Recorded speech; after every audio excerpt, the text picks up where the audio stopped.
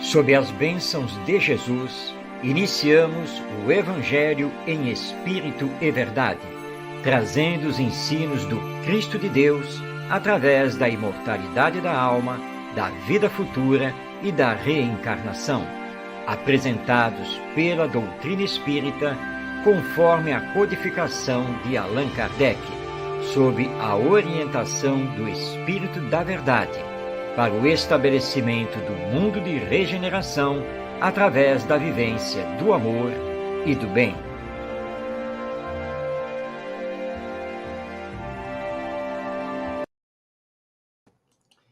Olá, seja bem-vindo, seja bem-vinda, que estamos iniciando mais uma edição de O Evangelho em Espírito e Verdade, pela Web Rádio Cristo Consolador. E convidamos a você a participar conosco deste programa que está ao vivo e que lidamos com as lições do Evangelho, realizando o seu entendimento através do Espiritismo. Nosso programa vai ao ar toda quinta-feira, às 5 da tarde. É um prazer estar aqui mais uma vez com você. Na primeira parte, nós vamos dar continuidade ao estudo de O Evangelho segundo o Espiritismo de Allan Kardec. Na sequência, na segunda parte, nós estamos acompanhando os estudos realizados por Kai Barschuttel sobre várias passagens do Evangelho.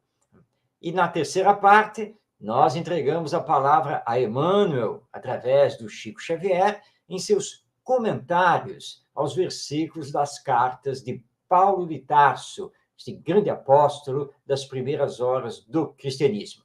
E o encerramento do programa é feito com a palavra de José Herculano Pires, acerca também de uma lição extraída do Novo Testamento. Tudo isso, então, a partir de agora. E para que você possa interagir, possa acompanhar, vamos colocar já aqui na tela a nossa apresentação em slides, para que você possa, então, ir seguindo o conteúdo do nosso programa. Então, nesta primeira parte, nós vamos dar continuidade ao estudo do Evangelho segundo o Espiritismo. Nós estamos desenvolvendo o capítulo 11, que tem por título Amar o Próximo como a Si Mesmo. Hoje, os itens 5 a 7, onde nós temos o estudo sobre a passagem Dai a César o que é de César. Estudo esse feito por Allan Kardec. Nós, então, preparamos os dois próximos slides, destacando esse estudo de Allan Kardec. No primeiro slide, nós colocamos, então, as passagens evangélicas que abrem esse estudo, que Kardec retirou de Mateus, no capítulo 22, versículos 15 a 22, e de Marcos, no capítulo 12, versículos 13 a 17. Esses dois evangelistas trouxeram para nós essa passagem do Dai a César o que é de César. Então, está aí a transcrição, que para quem não conhece e para aqueles que querem recordar, então vamos conhecer esta passagem que foi grafada tanto por Mateus quanto por Marcos. Então, retirando-se os fariseus, projetaram entre si comprometê-lo no que falasse, e enviaram-lhe seus discípulos, juntamente com os herodianos, que lhe disseram: Mestre, sabemos que és verdadeiro, e não se te dá de ninguém, porque não levas em conta a pessoa dos homens. Dize-nos, pois, qual é o teu parecer? É lícito dar tributo a César ou não? Porém, Jesus, conhecendo a sua malícia, disse-lhes: Por que me tentais, hipócritas? Mostrai-me cá a moeda do censo. E eles lhes apresentaram um dinheiro. E Jesus lhes disse: De quem é esta imagem e inscrição? Responderam-lhe eles: De César. Então lhes disse Jesus: Pois dai a César o que é de César, e a Deus o que é de Deus. E quando ouviram isto, admiraram-se e, deixando-o, se retiraram.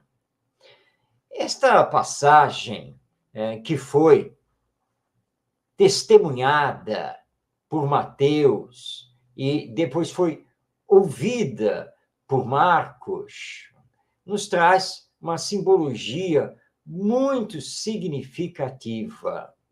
Os fariseus, que eram os religiosos judeus de proeminência na época e que eram bastante ortodoxos, eram muito ritualísticos, eles não se conformavam com Jesus, com seus ensinos, e que ele fosse considerado pelo povo como um grande profeta ou o enviado de Deus, o Messias, que haveria de vir, conforme disseram os antigos profetas judeus. Então, eles resolveram tentar Jesus. Vamos propor a ele uma questão em que, dependendo do que ele responder, nós poderemos acusá-lo, ou pelo lado judaico, ou diante do próprio Império Romano. E um problema que existia na época era o de pagamento de impostos exigidos pelo Império Romano, que dominava todo o mundo conhecido e, portanto, dominava toda a Palestina, todo o Estado de Israel. Para os judeus, essa questão de pagar imposto para gentios, para pagãos, para um povo idólatra, como o eram os romanos, era uma questão que já era de foro religioso. Por isso, então, a pergunta direta que fazem a Jesus: é lícito pagar o tributo, pagar o imposto a César? Lembrando que César era o título honorífico do imperador romano. É lícito ou não pagar esse tributo? Mas Jesus sabia muito bem onde eles queriam chegar e sabia também que o chamavam de mestre apenas da boca para fora. Por isso, já conhecendo as segundas intenções deles nessa pergunta, ele inicia sua resposta com uma pergunta: por que me tentais, hipócritas? Infelizmente, nós ainda somos muito assim. Na sequência, ele pede uma moeda. Lembrando que o dinheiro daquela época eram apenas moedas, que eram cunhadas apenas e tão somente pelo romano, sob o controle do Império Romano. Então, ele solicita uma moeda. Lhe entregam uma moeda. Ele olha a moeda, mostra a face da moeda, onde você tem a esfinge, que normalmente era o retrato do imperador, com a inscrição, com o nome do imperador, e ele pergunta: de quem é esta imagem? De quem é esta inscrição? E eles, claro, é de César, do imperador romano.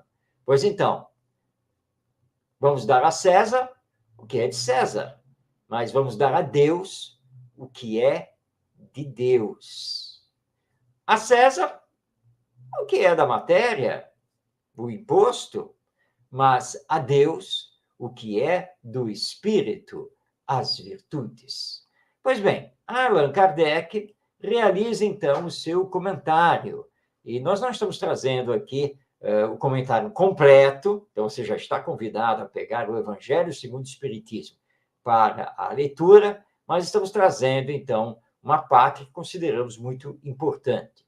Diz, então, Allan Kardec: a questão proposta a Jesus era motivada pela circunstância de haverem os judeus transformado em motivo de horror o pagamento do tributo exigido pelos romanos, elevando-o a problema religioso. Numeroso partido se havia formado para rejeitar o imposto. O pagamento do tributo, portanto, era para eles uma questão de irritante atualidade, sem o que a pergunta feita a Jesus, é lícito dar tributo a César ou não, não teria nenhum sentido. Essa questão era uma cilada, pois, segundo a resposta, esperavam excitar contra ele as autoridades romanas ou os judeus dissidentes. Mas Jesus, conhecendo a sua malícia, escapa à dificuldade, dando-lhes uma lição de justiça, ao dizer que dessem cada um o que lhes era devido. Pois bem, o Espiritismo nos esclarece que estamos encarnados para dar continuidade ao nosso progresso intelectual e moral, ou, em resumo, ao nosso progresso espiritual. Que a matéria não é a nossa essência. Não somos o corpo biológico, somos o espírito, ou alma, que sobrevive à morte do corpo biológico. Então, Jesus, com a sua sabedoria e distinguindo a existência do mundo material e do mundo espiritual, e que o mundo material é passageiro, ele então responde aos fariseus que essa questão do imposto era uma questão meramente material, da organização da sociedade humana. E que, portanto, se César, o imperador romano, havia decretado a exigência do pagamento de imposto, ora, que se pagasse, mesmo porque a moeda era cunhada pelo próprio Império Romano, com a esfinge do imperador, então vamos dar a ele o que já lhe pertence. Mas temos que dar a Deus o que pertence a Deus. E o que pertence a Deus? A vida. A vida vivida com honestidade, com fraternidade, com solidariedade, vivida através do amai-vos uns aos outros, vivida realizando aos outros somente o que desejamos que os outros nos façam. Portanto, aproveitando esta nossa passagem aqui na Terra para o desenvolvimento das virtudes ou qualidades morais, que o Espiritismo reconhece, estar com cada um de nós em germe, como potencial divino, que temos desenvolvido desde o princípio, quando fomos criados, e continuaremos a desenvolver até chegarmos à perfeição espiritual, que em O Livro dos Espíritos, a obra básica do Espiritismo, nós ficamos entendendo que é o estado de espírito puro ou espírito perfeito. A representação desse estado é Jesus, o espírito mais perfeito que já esteve aqui na face da Terra. Deus não precisa do dinheiro material da sociedade humana, mas solicita de nós a prática do bem, do amor e da caridade. É isso que precisamos dar a ele, o que nos levará a construir uma sociedade mais justa, sem violência, porque finalmente nos amaremos. Então, calma com essa questão do imposto, com essa questão de ordem material. Talvez o imposto seja injusto, vamos lutar, porque é direito nosso, para que ele seja mais justo, mas que isso não seja o principal da nossa existência aqui na Terra, porque a morte a todos vai alcançar e teremos que prestar contas de nós mesmos perante a lei divina no retorno ao mundo espiritual. Não esqueçamos disso. Então, nós acabamos de estudar, vamos retornar aqui os slides, acabamos de estudar, então, os itens 5 a 7 do capítulo 11 do Evangelho segundo o Espiritismo, com o tema Dai a César o que é de César. Agora, iniciando a segunda parte do nosso programa, vamos ao livro O Espírito do Cristianismo, de Kai Bar-Schutter. Eu vou tirar um pouquinho aqui os nossos slides aqui para mostrar o livro.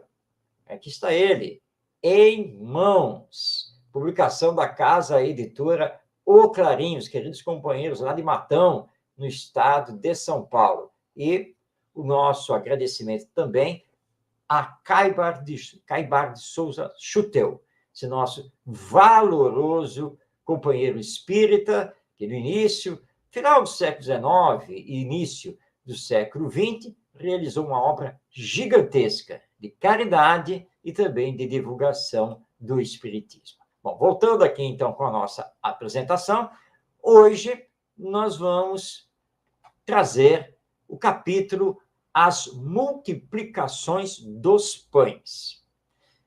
Não está digitado errado, não. É que Caibar Schutel, ele reuniu nesse capítulo diversas passagens em que os evangelistas falam da multiplicação de pães e peixes que Jesus realizou. Nós temos aqui essa passagem, por exemplo, no Evangelho segundo Lucas, capítulo 9, versículos 10 a 17.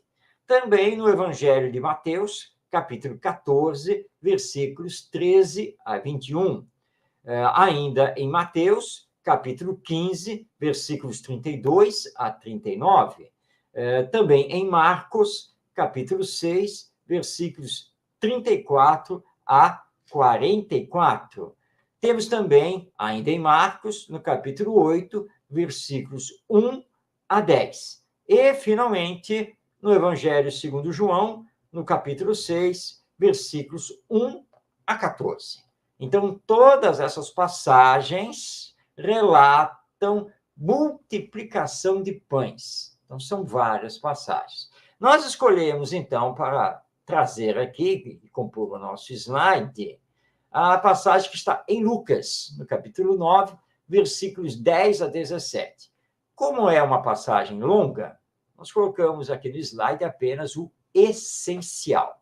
Quando Lucas, na sua narrativa, nos diz: pois eram quase 5.000 homens, e tomou Jesus os 5 pães e os 2 peixes, e, erguendo os olhos ao céu, os abençoou e partiu. E entregou-os aos discípulos, para que os distribuíssem pela multidão. Todos comeram e se fartaram, e foram levantados 12 cestos de pedaços que lhes sobejaram. Então, essa passagem que está no Evangelho segundo Lucas, quando Jesus, com todo o povo que iria ouvi-lo, fez a multiplicação dos pães e dos peixes para saciar a fome daquele público que Lucas consigna como em torno de 5.000 pessoas. Que fenômeno extraordinário, não é mesmo? Bem, vamos então passar a palavra a Caibar Schutel, aqui no seu livro O Espírito do Cristianismo. Ele nos diz: o mundo, desde o primeiro bruxulear da inteligência humana, tem sofrido os embates das negações inscientes de uns e das afirmações dogmáticas de outros. De um lado, o inverossímil, o nada. Do outro, o mistério e o sobrenatural. Leia-se a história das novas verdades, que têm concorrido com as suas luzes para nosso progresso, e dos novos descobrimentos que nos dão comodidade e bem-estar. E pergunte-se às gerações passadas se não lhes pareciam inverossímeis e até impossíveis. Que juízo se fazia do vapor, da telegrafia, da constituição do corpo humano, etc.? O fenômeno da multiplicação dos pães tem sido assunto de intermináveis controvérsias entre os religiosos e os negadores. Aqueles, não podendo negá-lo, pois faz parte integrante dos evangelhos, relegam-no para as esferas do milagre e do sobrenatural. Os materialistas, por sua vez, não podendo explicá-lo de acordo com a sua limitada ciência, negam-lhe a veracidade, porque as leis da natureza são inflexíveis e não se pode tirar alguma coisa de onde só existe o nada. São muito cômodos estes processos, usuais entre os corifeus da religião e da ciência. Afirmar sem provas, sem lógica e sem raciocínio, e negar sem exame e sem estudo, adotando para a discussão unicamente os sofismas e a filosofia abstrata. Mas os argumentos capciosos de uns e outros estão em pleno desacordo com as teorias que eles professam. Os católicos e protestantes ficam impossibilitados de provar aos materialistas a multiplicação dos pães, devido à falsa crença que professam de ter sido o mundo feito do nada. Ora, como o nada pode produzir e do nada nada se pode tirar, Jesus não poderia tirar pães e peixes de onde nada existisse de pães e de peixes, nem de elementos para confeccioná-los. A proposição é lógica e clara, e ninguém poderá demonstrar o contrário. O materialismo, a seu turno, como a sua ciência, não admite o espírito, e tudo é produto da força e da matéria. Vê-se em duas conjecturas diante do fenômeno, e, não podendo explicá-lo, acha de melhor alvitre negá-lo. A multiplicação dos pães, em face da religião e da ciência, não passa, portanto, de absurdo, justamente porque essas duas ramificações do conhecimento são constituídas sobre as bases do absurdo.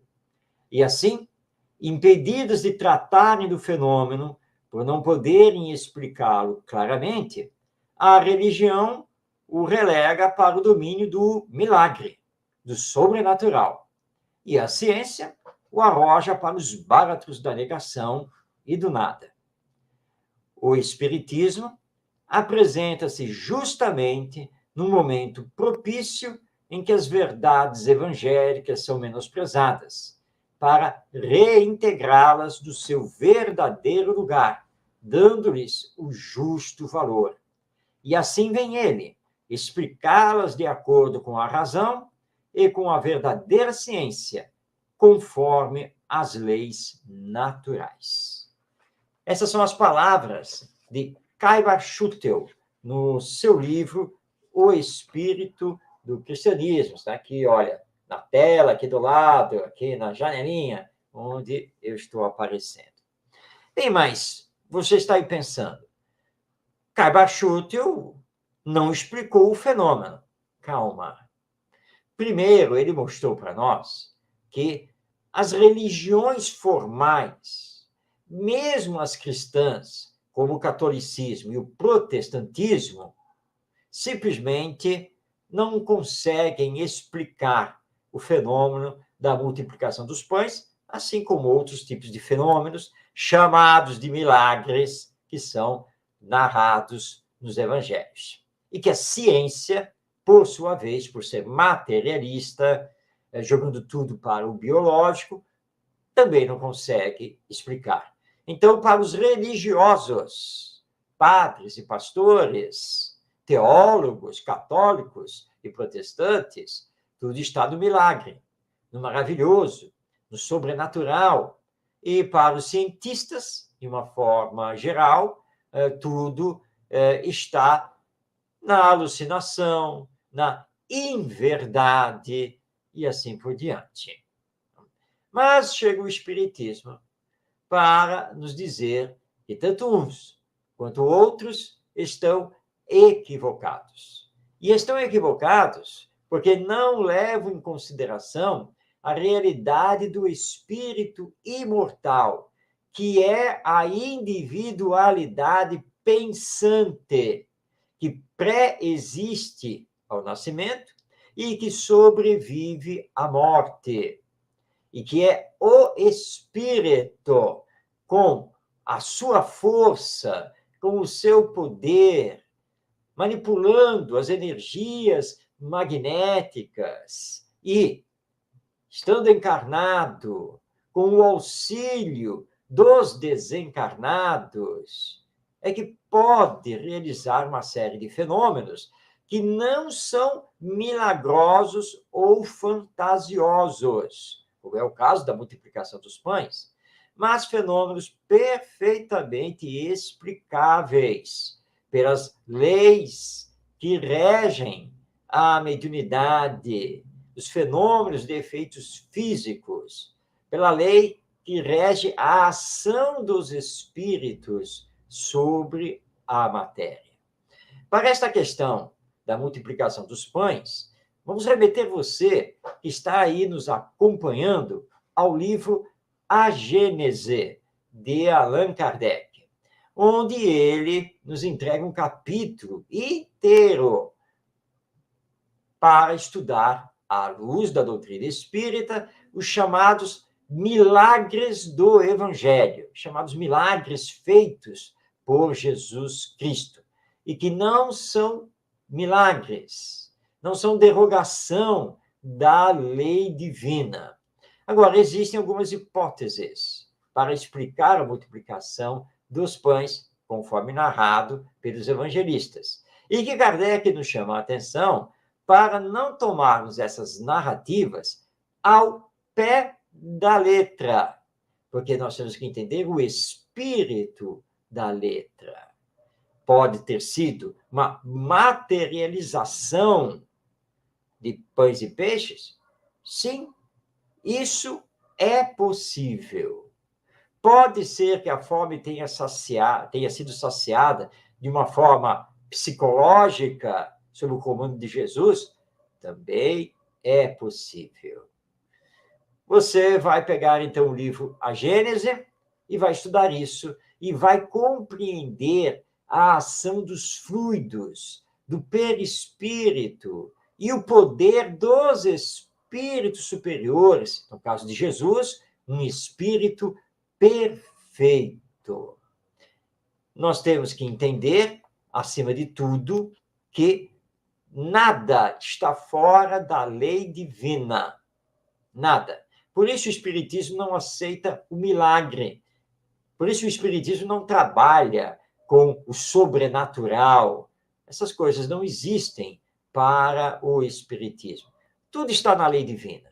Mas nem sempre conhecemos essa lei com todos os seus mecanismos. E quando há o desconhecimento da lei, nós, então, sem termos uma explicação mais racional, vamos, então, para o maravilhoso, o sobrenatural, vamos, então, para o milagre, vamos para a ilusão dos sentidos. Enfim, mil hipóteses que religiosos e cientistas inventam.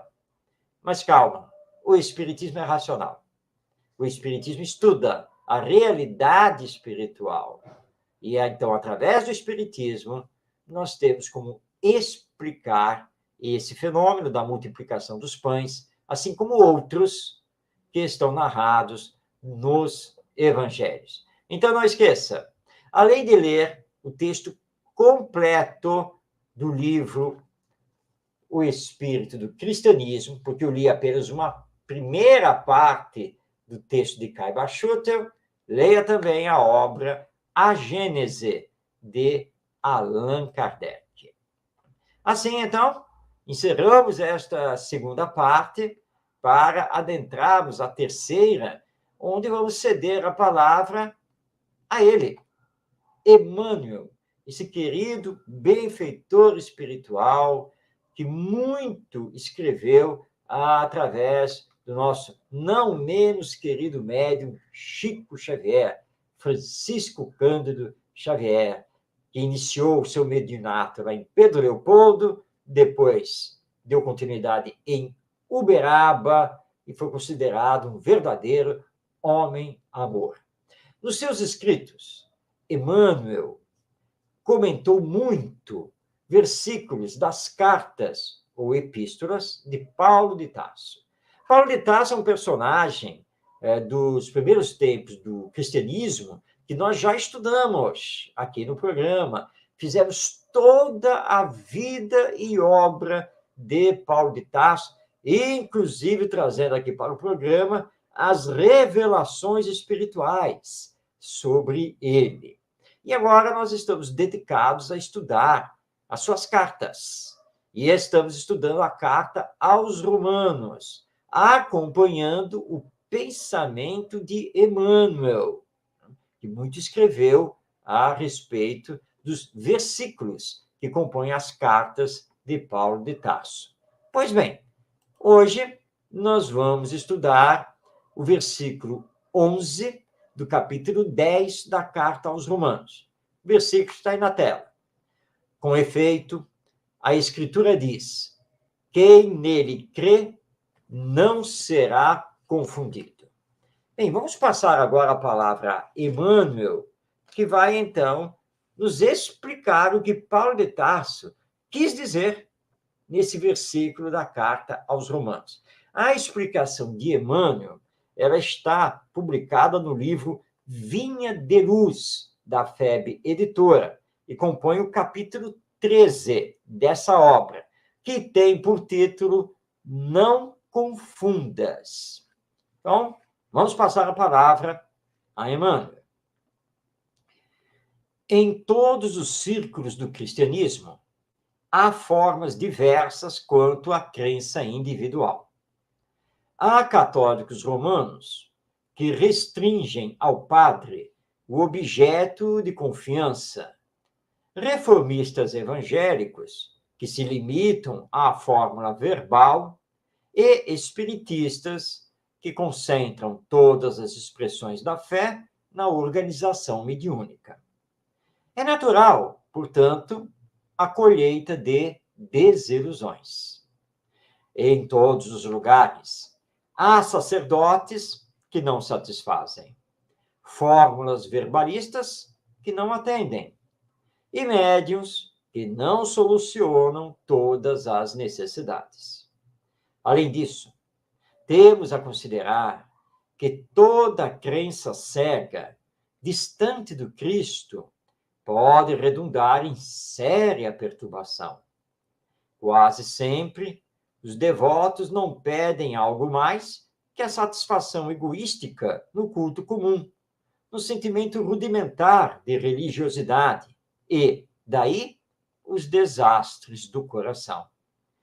O discípulo sincero, em todas as circunstâncias, compreende a probabilidade de falência na colaboração humana e, por isso, coloca o ensino de Jesus acima de tudo.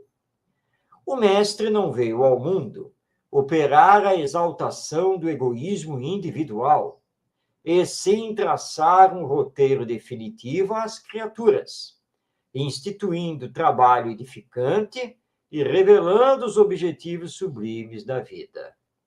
Lembra sempre que a tua existência é jornada para Deus. Em que objeto centralizas a tua crença, meu amigo? Recorda que é necessário crer sinceramente em Jesus e segui-lo, para não sermos confundidos. Então, eis a palavra de Emmanuel, comentando o versículo 11 do capítulo 10 da carta de Paulo aos Romanos. Quem nele crê, ou seja, quem crê em Jesus, não será confundido.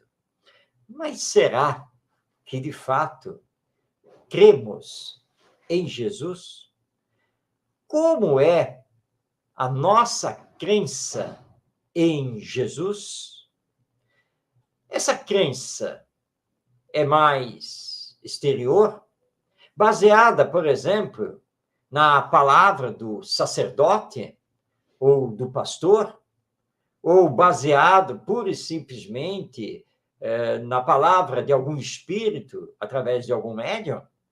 Se assim for, é uma crença frágil e que pode ser desvirtuada. E podemos, portanto, entrar em confusão com relação a nós mesmos e ao Evangelho e sua prática. Lembra-nos, Emmanuel, nesse seu texto vigoroso, que está publicado no livro Vinha de Luz, que estamos aqui na Terra para dar continuidade à nossa jornada para Deus. E o melhor caminho é o Evangelho. Porque o Evangelho é que faz luz na nossa caminhada.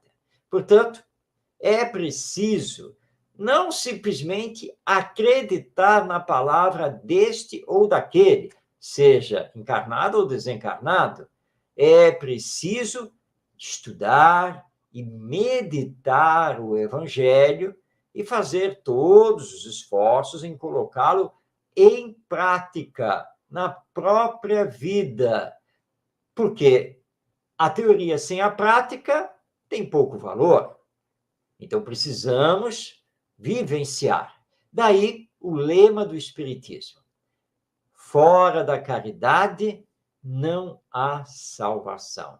Como diz Emmanuel, aqui no final do seu texto, né, que é necessário crer sinceramente em Jesus e segui-lo para não sermos confundidos. Ora, Jesus nos disse que precisamos amar-nos uns aos outros. Amai-vos uns aos outros. Eis o ensino de Jesus. Ele também nos disse que é necessário perdoarmos as ofensas tantas vezes quantas formos ofendidos. Não tem limite. Também nos ensinou que precisamos fazer aos outros somente o que desejamos que os outros nos façam. E outros ensinos que são muito claros e que são eles que nós precisamos seguir. E não a interpretação que este ou aquele façam desses ensinos. E o Espiritismo nos facilita isso, porque ele revive o Evangelho, nos explica as lições do nosso Mestre Jesus, à luz da imortalidade da alma, da realidade espiritual da vida, e mostra que não temos que ficar dando ouvidos a torto e à direito. Não, não. Precisamos meditar, pensar, discernir o bem do mal, desenvolvendo o nosso senso moral para ficarmos sempre com o que o Evangelho nos ensina, com o que Jesus nos solicita. E lembrando que ele não apenas ensinou, mas exemplificou, porque ele possuía a verdadeira autoridade moral. E nós precisamos também mergulhar nessa autoridade moral.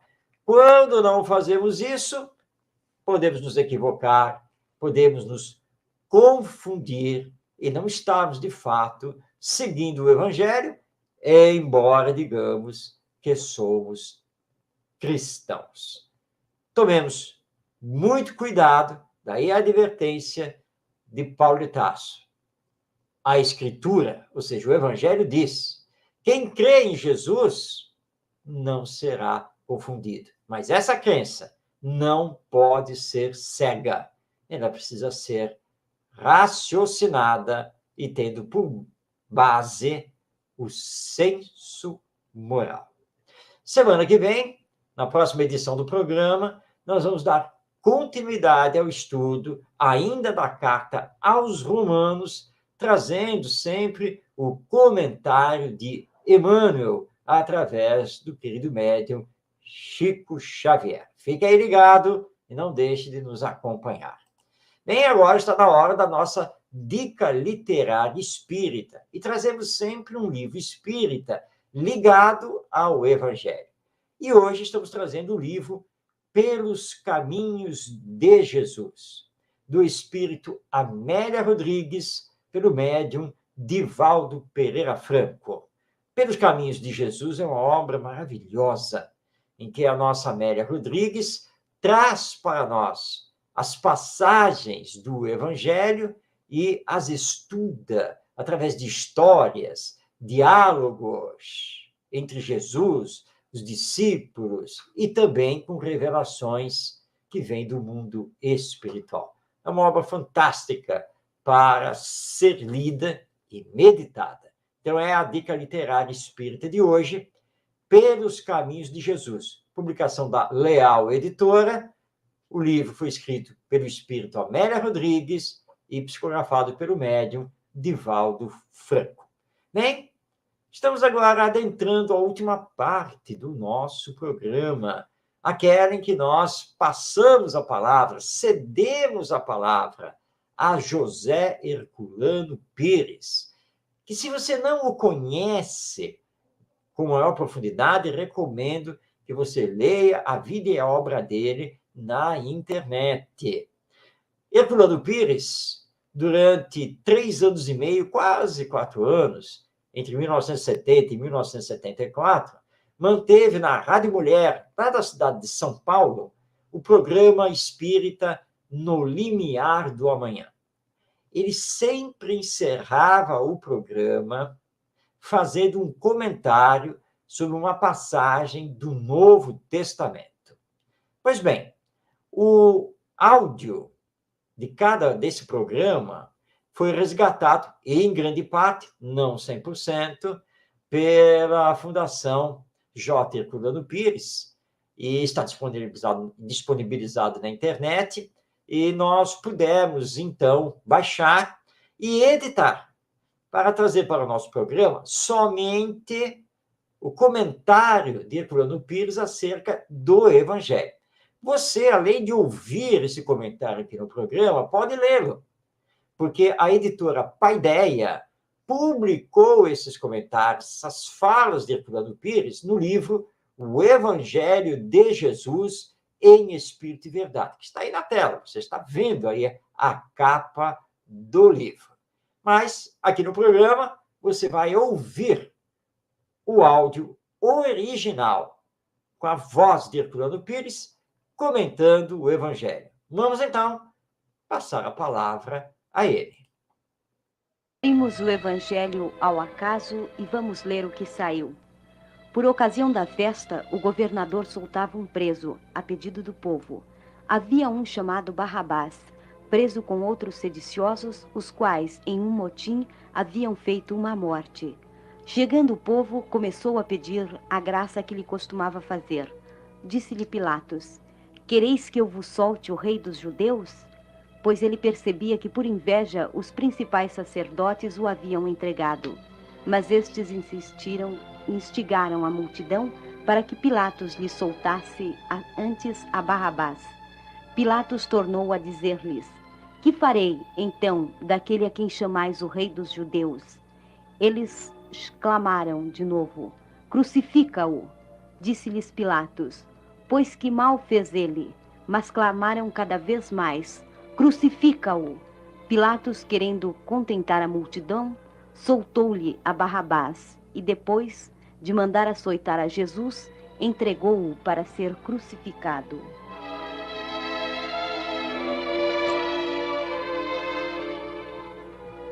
Esse trecho do Evangelho de Marcos, capítulo 5, versículos 6 a 15, é quase uma pintura. Coloca diante de nós de maneira tão viva aquilo que se passou, a multidão clamando diante do pretório, e Pilatos indeciso na sua insegurança, propondo a soltar alguém, na esperança talvez de que o povo pedisse por Jesus, mas o povo preferiu Barrabás. De acordo com as explicações que tradicionalmente são dadas nas várias igrejas a respeito deste fato, em geral se fica perguntando assim: mas por quê? Por que motivo este povo foi preferir um criminoso, um assassino, segundo diz o texto, embora não diga expressamente que ele, Barrabás, matou um homem, mas que do motim a que ele se ligou resultou uma morte. Em todo caso, ele estava preso por ter havido um motim, uma sedição, como diz aí, e, consequentemente, da qual se resultou um assassinato pelo qual ele era, de certa maneira, responsável. Então pergunto-se, mas por quê? Se preferiu um assassino, um indivíduo que andava promovendo motins, e não a Jesus de Nazaré, que pregava o reino dos céus, que ensinava aos homens o amor, a bondade, a paz, a fraternidade. Como se pode explicar isto? Quando estudamos hoje o problema à luz das investigações históricas que se desenvolveram no mundo inteiro, particularmente nos grandes centros universitários do mundo, através dos grandes pesquisadores do cristianismo, quando estudamos assim, nós vemos que as coisas não se passaram bem da maneira pela qual entendemos até hoje. Não. Barrabás não era simplesmente um homem que andasse promovendo tumultos. Aí no texto diz claramente, ele participou de uma sedição. Ele era um revolucionário judeu que queria libertar a Judéia do jugo romano. Ora, sendo assim, ele apelava naturalmente para a violência, aquela violência que lhe havia sido transmitida pela sua própria tradição religiosa, pela sua própria educação judaica. Quando lemos hoje a Bíblia, nós ficamos às vezes arrepiados com o teor de violência com que os problemas são ali colocados. Ora, essa violência bíblica estava no sangue de Barrabás. E Barrabás queria regimentar gente, homens corajosos, valentes, para se arremeter contra o Império Romano, para afastar os romanos da Palestina. Porque os romanos não representavam apenas o domínio político e econômico sobre o Estado de Israel. Os romanos representavam principalmente o domínio de uma religião impura sobre a religião pura de Yahvé. Era o domínio dos mitos, da mitologia greco-romana, conspurcando o templo de Jerusalém e conspurcando as cidades santas da Judéia. Cidades santas, naturalmente, para os judeus do tempo. Ora, assim, aquele povo que preferiu Barrabás a Jesus, ele revelou simplesmente que estava de acordo com a sedição que Barrabás queria preparar. Já muito antes de Barrabás, tinha havido a feroz revolta de Judas Gaulonita contra os romanos, que terminou na crucificação de centenas e centenas de heróis da luta pela libertação de Israel, heróis esses que penderam das cruzes nas estradas como símbolos ameaçadores para todos os que tentassem de novo a revolta. Mas apesar disso, nós sabemos que a seita dos zelotes, os zelotes que andavam de espada escondida embaixo do manto, esta seita por toda parte semeava a indignação e a revolta contra os judeus e procurava regimentar homens para a luta franca, aberta, para expulsão, contra os judeus não, contra os romanos, para a expulsão dos romanos e a libertação dos judeus. Assim, o que aconteceu ali foi simplesmente um problema político. O povo não preferiu a Jesus porque Jesus era o pregador religioso, era o pregador amoroso, pregador pacífico, aquele que não queria lutas, aquele que disse, quando lhe apresentaram a moeda romana, que era renegada pelos judeus, ele disse, dai a César o que é de César e a Deus o que é de Deus. Ora, isto era contra o preceito que animava os revolucionários. Eles não queriam dar nada a César, não admitiam nada a favor de César, queriam tudo apenas para o judaísmo, para os judeus, é claro, porque eles estavam na sua terra e no seu povo. A preferência, então, do povo judeu era determinada historicamente pela sua própria posição política e religiosa. Eles preferiram Barrabás, porque Barrabás correspondia aos seus anseios políticos, aos seus desejos de libertação, enquanto Jesus de Nazaré não lhes propunha a mesma atitude e a mesma possibilidade que Barrabás lhes oferecia. É sempre o homem preferindo aquilo que lhe parece mais de acordo com os interesses imediatistas da terra, esquecido dos interesses superiores do espírito.